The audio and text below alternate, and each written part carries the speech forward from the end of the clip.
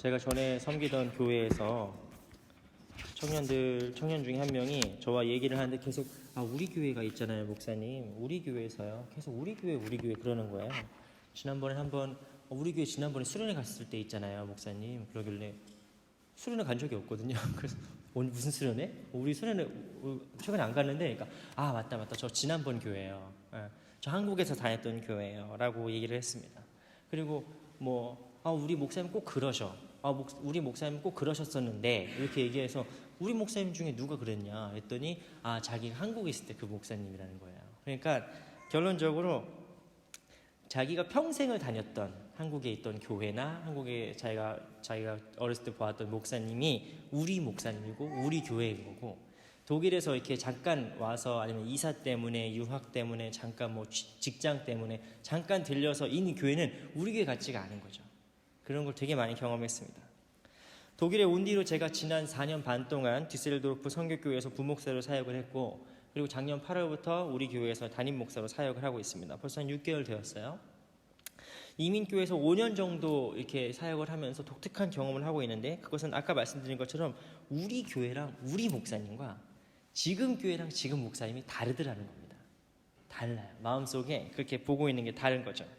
어쩔 수는 없는 부분입니다. 자기가 평생 다녀왔던 교회고 내가 평생 영향을 받아온 목사님 말씀인데, 그게 교회 옮긴다고 갑자기 달라지겠습니까? 내가 가장 좋아하던 목사님이 계신데 교회 바뀐다고 갑자기 바뀌겠어요?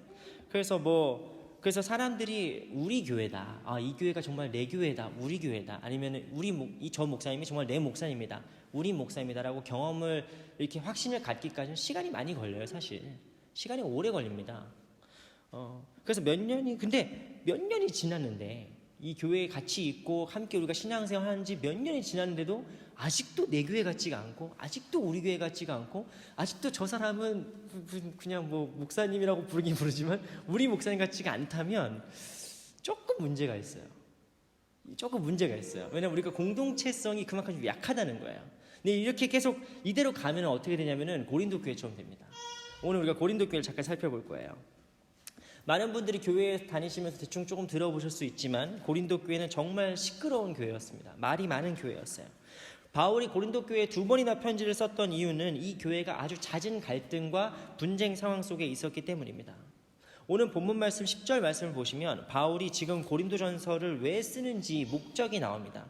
고린도전서를 쓰는 목적은 바로 고린도 교회 안에 있는 분쟁을 중재하고, 이 교회가 서로 같은 마음과 같은 뜻으로 온전히 합해라 라는 마음으로 권면하는 게 바로 이 고린도전서의 목적입니다. 그러니까 얼마나 교회가 많이 싸우면, 얼마나 교회에서 자주 싸웠으면은 이렇게 지금 같이 있지도 않은 바울이, 멀리 떨어져 있는 바울이 지금 고린도 교인들에게 편지를 이렇게 많이 쓰겠습니까? 그러니까 우리가 한번 생각을 해봐야 돼요. 교회는 왜 이렇게 싸움이 많을까?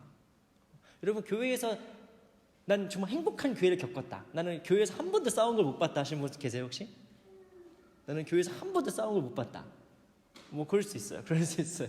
근데 아마 많이 보셨을걸요? 한국에 계셨거나 아니면 특히 독일의 교회에 왔거나 했을 때 여러 가지 이유로, 중요한 이유 때문이든 아니면 중요하지 않은 이유 때문이든 감정적인 이유 때문이든 금전적인 이유 때문이든 여러 가지로 교회에서 싸우는 걸 우리가 많이 봅니다. 교회는 왜 싸울까요? 그런데 교회는 왜 싸울까요? 목회자의 문제가 있을 수도 있고, 교인들 간의 관계에 문제가 있을 때도 있습니다. 교회에 돈이 너무 없어도 자주 싸우고요, 돈이 너무 많아도 자주 싸웁니다. 심지어 교회 때문이 문제가 아니라 교회 안에서 어떤 정치적인 입장 때문에 싸우기도 있어요. 어떤 쪽은 또 어떤 입장이고 어느 쪽은 어떤 입장이면은 그것 때문에 교회에서 싸우기도 합니다. 그런데 제가 직접 보고, 또 제가 자주 보고, 멀리서 간접적으로 보고, 교회에서 자주 싸우는 이유 중에 하나는 뭐냐면 권위의 문제예요. 권위, 아우토리테이트, 교회의 권위의 문제입니다. 이 교회가 어떤 리더십의 방향으로 가느냐가 대단히 중요한 문제예요. 고린도 교회 분쟁이 일어난 핵심적인 원인도 바로 이와 같습니다. 고린도 교회는 이 교회의 복음을 증거해 준 사도들의 이름으로 갈라져 있는 거예요. 그들을 중심으로 자기 자랑에 빠져 있다는 게 문제입니다. 12절 말씀에 보시면은 고린도 교회에는 적어도 4개의 분파가 있었다고 보입니다. 첫 번째는 바울파고, 두 번째는 아볼로파, 세 번째는 게바, 그러니까 베드로파, 네 번째는 그리스도파다. 근데 이 파들이 그냥 말싸움을 하거나 서로 안 친한 정도를 넘어서 이게 교회를 파괴하는 지경으로까지 갔더라는 겁니다. 바울은 이 같은 고린도 교회의 분쟁이 그냥 교회의 문제로 끝나는 것이 아니라 그리스도의 복음을 상실하게 하고 예수 그리스도의 몸으로서 교회의 하나됨에 심각하게 위협이 된다고 생각해서 이 말씀을 기록한 것입니다. 이런 걸 두고 우리가 뭐라고 하느냐? 콩가루 집안이라고 합니다. 한국말로 콩가루 집안이다. 아무리 뭉쳐도 이렇게 쌓여지지가 않는 거예요. 막 부서져 버리는 겁니다. 아주 낯선 모습은 아니죠. 우리가 다 이미 알다시피 교회에선 참 싸움이 많이 일어나니까요. 이를테면은 뭐 원로 목사님과 새로운 담임 목사님의 갈등도 있을 수 있습니다. 보통 원로 목사님 하면 교회에서 정말 밑바닥부터 막 많은 성도님들이 이렇게 막 동고동락하면서 자라온 교회 아니겠습니까? 그런 교회잖아요. 오늘 은희자매가 안 왔으니까 잠깐 말씀드리자면 저기 명성교회라고 한국에 되게 가장 큰 장로교회가 있어요. 근데 그 교회 목사님이 저는 뭐 직접을 한 2번 만나 뵀는데 뭐 저랑 얘기한 적은 없으니까 저는 그냥 지나가실 때 안녕하십니까 인사하고 뭐 이 정도지. 근데 그 목사님이 대단한 분이에요. 사실은 그 명일동 그 옛날에 막 논밭 같은 그런 곳에서 막 설탕물 타먹여가면서 교인들하고 같이 이렇게 막 전도하고 신방하고 목사님 뭐 기도해 주세요. 그럼 새벽에 가가지고 같이 막 기도해주고 가지고 뭐 누가 배고프다고 목사님 배고파요 오면은 자기도 없으면서 그 막 쌀 나눠주고 자기는 자기 아들이랑 같이 설탕물 타 먹고 막 그랬던 목사님이에요. 그러니까 정말 훌륭한 목사님들이 원로 목사님들이 많이 계십니다. 이분도 훌륭한 분이었죠. 근데 최근에 좀 이상하세요. 어쨌든 근데 그분이 그렇게 밑바닥부터 교회를 이렇게 쫙 성장하면서 올 때 동안 얼마나 많은 영광이 있고 얼마나 감사한 이렇게 미담들이 있고 또 얼마나 많은 문제점들이 있었겠습니까? 그래서 원로 목사님을 따르는 파가 있고 원로 목사님이 이제 은퇴하시고 새로운 담임 목사님을 또 따르는 파가 있는 거죠. 보통 새로운 담임 목사님 딱 오시면은 보통 어떻겠어요? 뭐 설교도 좋으시고 젊으시고 뭐 이런 되게 그분들을 좋아하는 교인들이 있고 또 이렇게 교회가 나눠지지 않겠습니까? 이것 때문에 문제가 아주 심각해진 교회들이 몇 개 있어요. 꽤 많이 있어요. 그런데 뭐 실제 교회는 그만 다르죠. 근데 이게 굳이 목사 때문이냐? 교회가 갈라지고 분열되는 게 목사 때문이냐? 또 그렇지도 않습니다. 교인들도 마찬가지죠. 우리 교회에서 누가 주도권을 갖느냐가 되게 중요한 문제예요. 우리 교회는 작으니까 큰 문제는 없어요. 근데 어떤 교회는 뭐 장로님이다, 어떤 교회는 안수집사다, 어떤 교회는 뭐 권사님이다, 뭐 이분들이 다 파워 게임들이 좀 있습니다. 독일에서 제가 경험했던 교회들은 이 교회의 정체성은 뭘로 가져갈 거냐라는 문제가 있어요. 어떤 교회는 이민자들이 주축이 되는 교회가 있고 어떤 교회는 유학생들이 주축이 되는 교회도 있습니다. 어떤 교회는 2세가 중심이지 하는 교회가 있고 어떤 교회는 2세는 뭐 우리랑 안 맞아 그래서 2세들이랑 또 안 친한 교회도 있어요. 우리 교회가 어느 방향으로 나아갈 것인가 어디에 더 포커싱을 둘 것인가에 대한 리더십의 문제가 교인들 내에서도 자주 벌어지는 갈등이더라는 것입니다. 그래서 제가 만나본 교인들 중에는 어떤 분들은 나 거기 목사님 어느 땡땡 교회 아시죠? 그 담임 목사님이랑 저랑 되게 잘 알아요. 목사님 땡땡 대학교 아시죠? 거기 교수가 옛날 우리 교회 다녔잖아.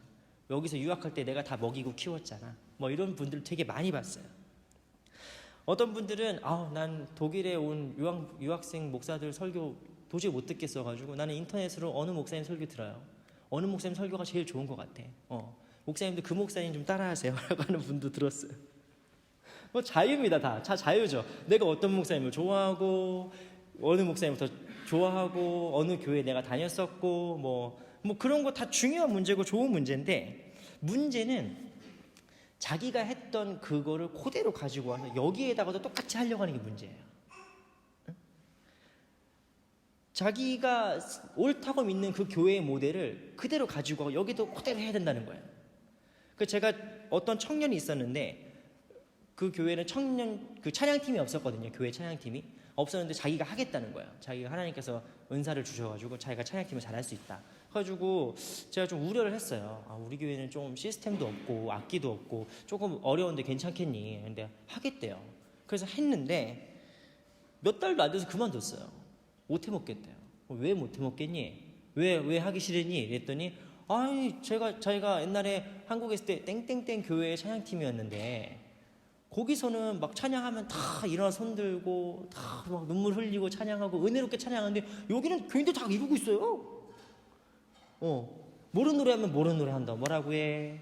옛날 노래 하면 옛날 노래 한다고. 지겹다고 뭐라고 해? 그러니까 막 말이 너무 많다는 거예요. 교인들이 아무도 찬양을 부르지 않는다는 거예요. 전에 있던 그 교회는 아주 교회도 지원도 잘해주고 교인들 잘 따라 부르고 목사님도 다 이렇게 커뮤니케이션이 잘 됐는데 이 교회는 자기 혼자 하다가 에이 안 할래요. 그러면서 그 친구가 항상 하는 얘기가 우리 교회는 이랬어요. 그러니까 이 교회도 이래야 된다는 거예요. 자기가 자라온 교회는 좋은 교회죠. 좋은 교회인데 그 교회가 이랬으니까 이 교회도 더 발전하려면 이렇게 돼야 된다고 계속 비교를 했습니다. 이게 나쁜 생각은 아니죠. 그죠? 이 청년도 이 교회를 위해서 제안하는 거 아니겠습니까? 이 교회를 위해서 좀 더 제안하고 건의하는 거 아니겠습니까? 그런데 문제는 뭐냐면은 자기가 갖고 있는 생각, 자기가 갖고 있는 경험, 내가 좋아하는 기호대로만 우리 교회가 다 바뀌어야 된다고 믿는다면은 그게 결론적으로 교회에 분열을 일으키는 씨앗이 된다는 겁니다. 사랑의 교회를 개척하신 오카는 목사님이 교단을 넘어서 아주 가장 존경받는 목사님 중에 한 분이잖아요. 오카는 목사님 옛날에 하신 말씀이 기억납니다. 그분이 이런 얘기했어요. 우리 교회에서 제자훈련 잘 받다가 다른 지역으로 이사를 가거나 이민을 가거나 했던 교인들 중에 가끔씩 연락이 온다. 나한테 연락이 와서 뭐라고 하냐면 아이고 목사님 사랑의 교회가 너무 그리워요. 다시 사랑의 교회로 가고 싶어요. 왜냐하면 여긴 제자훈련도 없고요. 여긴 목사님 설교도 너무 약하고요. 여긴 교회가 너무 갖춰진 것도 없고요. 막 자기한테 하소연을 하더라는 거예요. 오카는 목사님이 그 말씀을 들을 때마다 이렇게 생각했답니다. 제자훈련은 헛했구나. 제자훈련은 헛했구나. 무슨 뜻입니까? 이게 제자가 아니라는 거예요. 그리스도의 제자라고 키우려고 그렇게 목사님이 한평생 동안 교인들을 키웠는데 아무리 뜨거운 열심이 있고 아무리 합리적인 이유가 있어도 내가 전에 있었던 그 경험대로만 자기 생각에 옳게만 이 교회에 이렇게 저렇게 짜맞추려고 하는 거는 제자가 할 일이 아니라는 거를 오카는 목사님이 한탄하면서 가슴을 치면서 생전에 하소연하신 기억들이 납니다. 왜냐하면 옥 목사님은 이렇게 말씀하셨습니다. 그건 제자가 아니라 아무리 열심히 있어도 교회를 분열시키는 사탄의 도구밖에 아니다는 거예요. 고린도 교회에는 자기 입맛대로 교회를 좌지우지하고 싶어하는 사람들이 많았습니다. 그 중에는 사도 바울을 추종하는 세력도 있었어요. 근데 여기에서 사도 바울이 나를 따르는 사람들은 다 내 밑으로 모여라. 자기를 추종하는 사람들을 편을 들지 않았습니다. 그 사람들을 바라보지 않았습니다. 오카는 목사님 표현을 빌리자면은 저는 어딜 가도 사랑의 교회 교인이에요 라고 하는 사람들 좋아하지 않았다는 뜻이에요. 그런 사람들이 필요 없다는 겁니다. 바울은 누굽니까? 고린도 교회를 창립한 사람이에요. 이 교회를 세운 사람입니다.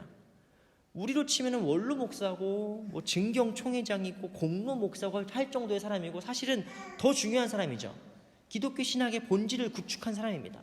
근데 그 사람이 지금 자기 좋다고 따르는 사람들의 손을 잡아주지 않아요. 그들의 손을 들어주지 않습니다. 바울은 오롯이 이 교회를 걱정하는 겁니다. 이 교회를.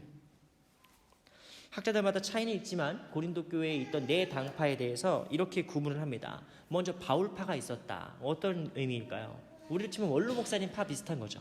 뭐예요? 이 교회 누가 세웠어? 이 맨바다에서 교회 누가 세웠어? 바울 선생님이 세웠어. 응? 의견 충돌 나면 어떻게 될까요? 이 교회 바울 선생님 어떻게 말씀하셨지?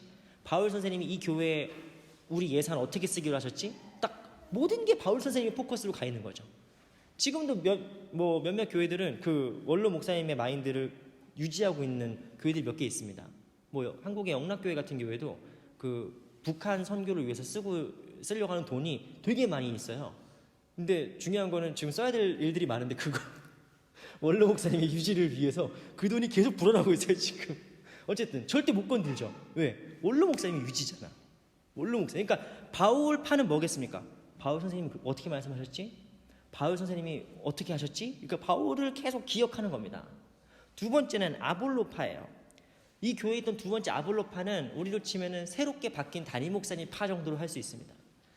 그러니까 바울이 교회를 창립하고 가고 이제 아볼로가 왔는데 이 아볼로라는 사람이 독특한 사람이에요. 왜냐하면 아볼로는 성경에서 학식이 뛰어나고 말을 아주 잘했다고 써 있습니다. 그러니까 그러니까 우리로 치면은 아주 박학다식하고 설교를 잘하시는 목사님인 거죠. 근데 문제는 뭐냐면은 아볼로가 교단이 없어요. 그러니까 아볼로는 사도 공동체에 소속되어 있지 않습니다. 그러니까 예수님이 12제자랄지 뭐 바울이랄지 이렇게 사도 공동체에 소속되어 있는 게 아니라 독자적인 말씀 사역을 한 사람이라고 볼 수 있어요. 이게 이렇게 비유하면 될지 모르겠지만 청년들, 우리 교회 청년들은 잘 알려는 모르겠지만 한국에는 CCC랄지 뭐 예수전도단이랄지 IVF랄지 뭐 찬양팀 같으면 마커스랄지 뭐 이렇게 할 수 있는 거죠. 그러니까 교단에 소속되어 있는 건 아닌데 되게 열심히 뜨겁게 활동하고 있는 곳이에요. 좋은 곳이죠. 훌륭한 단체입니다. 그걸 나쁘게 말하는 게 아니에요. 그런데 문제는 뭐냐면은 얘네들이 기존 교회를 너무 안 좋게 볼 때가 많이 있다는 거예요. 우리 교회 너무 지루해, 우리 교회 너무 고루해, 너무 알트모디시해, 우리 뭔가 뜨겁고 더 새롭게 하고 싶다, 뭐 이런 사람들의 모임이 바로 아볼로파를 상징한다고 할 수 있어요. 아볼로파에 속한 사람들 특징이 뭡니까? 설교 잘하는 목사를 좋아하고 기존의 교회와 새로운 어떤 다른 질서를 좋아하는 좀 그런 뭐 젊은 층의 교인들이랄까, 뭐 그렇게 볼 수 있습니다. 그리고 세 번째 당파는 바로 베드로파인데, 이 베드로파는 또 재밌습니다. 왜냐하면 베드로랑 고린도 교회는 상관이 없어요. 아무 상관이 없습니다. 베드로가 뭐 고린도를 간 적도 없고, 뭐 고린도 교회에서 베드로 뭐 초청 사경회를 한 것도 아니고, 뭐 아무 상관도 없습니다. 근데 이 교회에 왜 베드로파가 있을까요? 그거는 베드로파 그 교인들 중에 베드로가 가장 위대한 사도니까 그냥 그 사람을 제일 좋아하는 거예요. 우리를 치면은 저 베드로라는 저 위대한 사도를 그냥 추종하는 겁니다. 그러니까 우리로 치자면은 우리 교회에 있지만 저도 되게 좋아하는 목사님이에요. 뭐 이찬수 목사님이랄지 이런 분들을 더 좋아하는 거죠. 이분들이 더 맞다고 생각하는 거예요. 그래서 앞에서 담임 목사가 얘기를 하는데 이찬수 목사님 그렇게 말씀 안 하셨는데, 이 설교 이찬수 목사님 설교 더 좋게 하셨는데, 이렇게 얘기하는 거예요. 이찬수 목사님이랑 우리 교회는 상관없잖아요. 아무리 훌륭한 목사님이라도. 그런데 그분이 더 큰 교회고 그분이 더 훌륭한 힘있고 능력 있는 목사님이기 때문에 그분들을 더 따르는 겁니다. 이게 베드로파, 게바파의 교인들의 모습이죠. 우리를 치자면은 오늘날 가나안 성도랄까 이런 느낌입니다. 교회는 안 나가요. 가나안 안 나가. 교회는 안 나가. 그런데 인터넷으로 내가 좋아하는 목사님들 설교를 이렇게 찾아 듣는 거죠. 찾아 들으면서 그 목사님을 더 좋아하는 겁니다.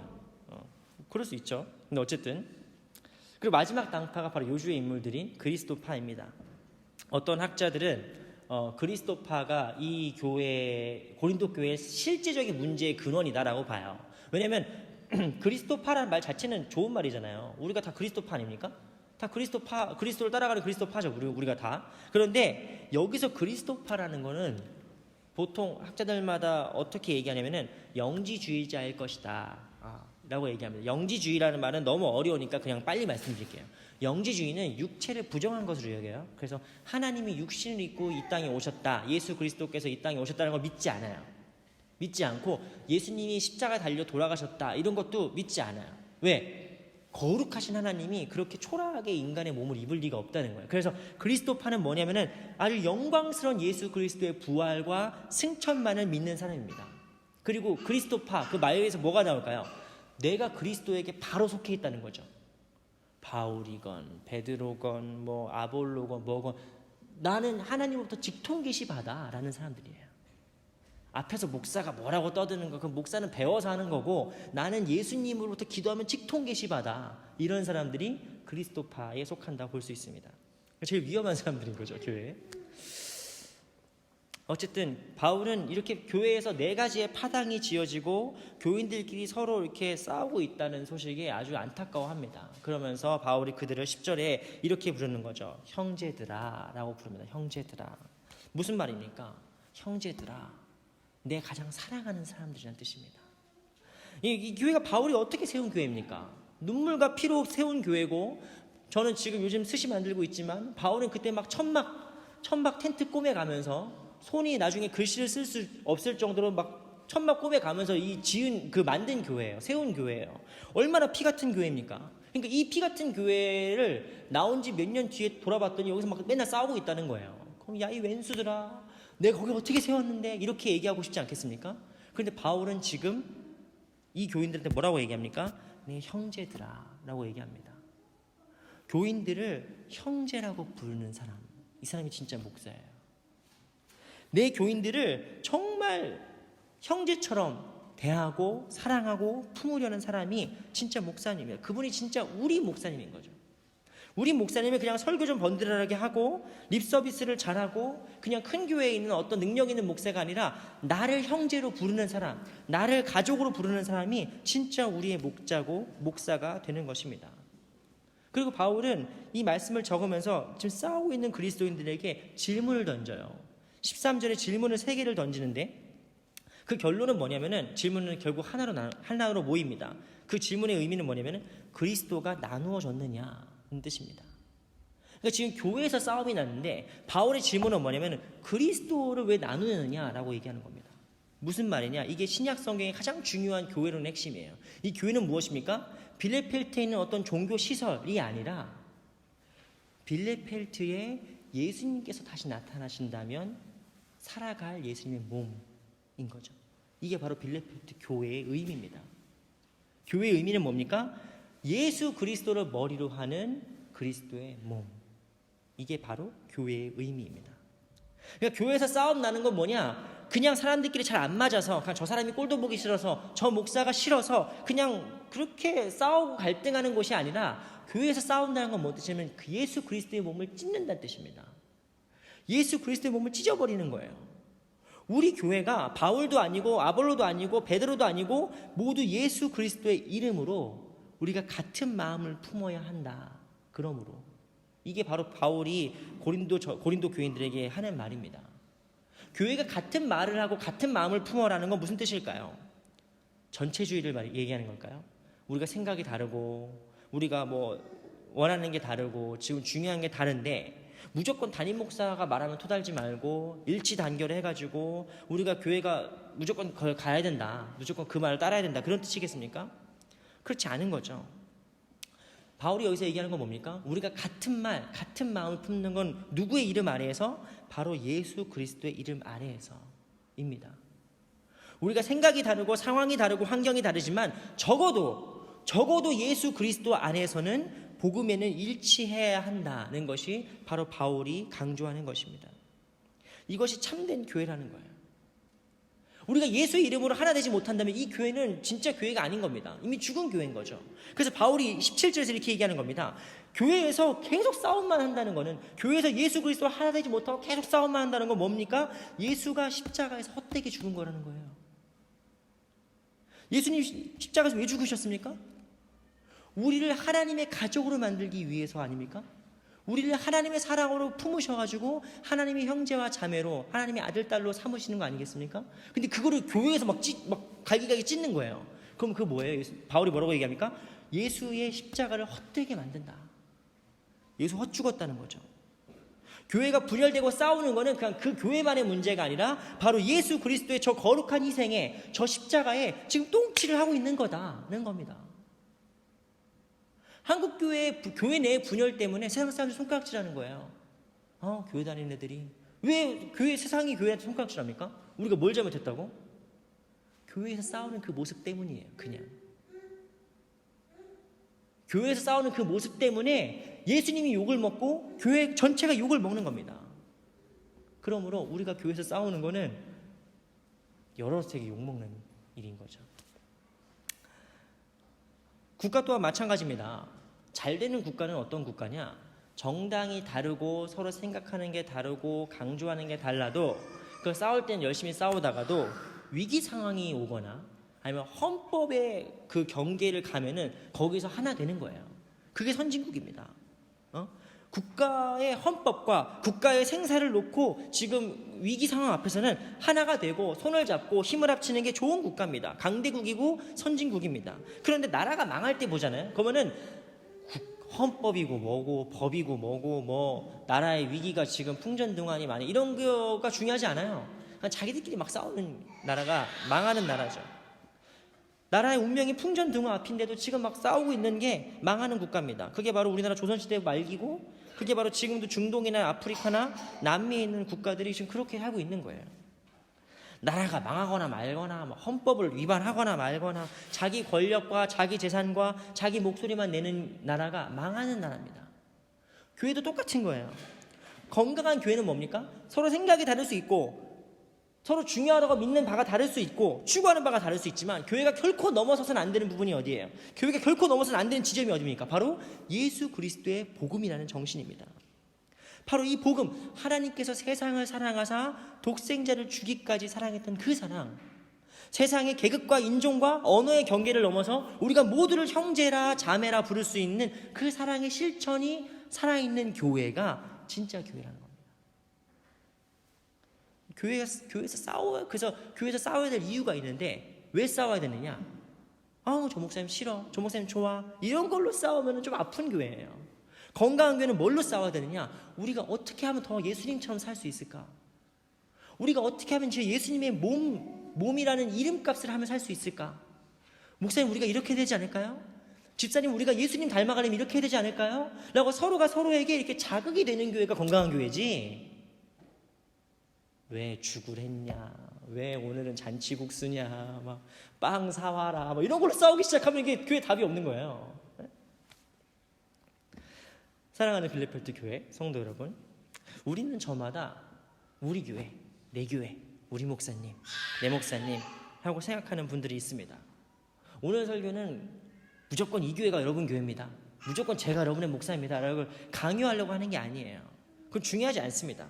하지만 더 중요한 건 뭐예요? 특히 우리는 또 독일에 사니까 뭐 직장 때문에 뭐 학교 때문에 여기저기 이동을 자주 한단 말이에요. 그렇게 될 거예요. 그럼 그때마다 우리가 꼭 기억해야 될 건 뭐냐면은 지금 내가 속한 이 교회를 그리스도의 몸된 교회로 만들어 가는데 우리가 쓰임받는 하나님의 사람들이 다 돼야 된다는 겁니다.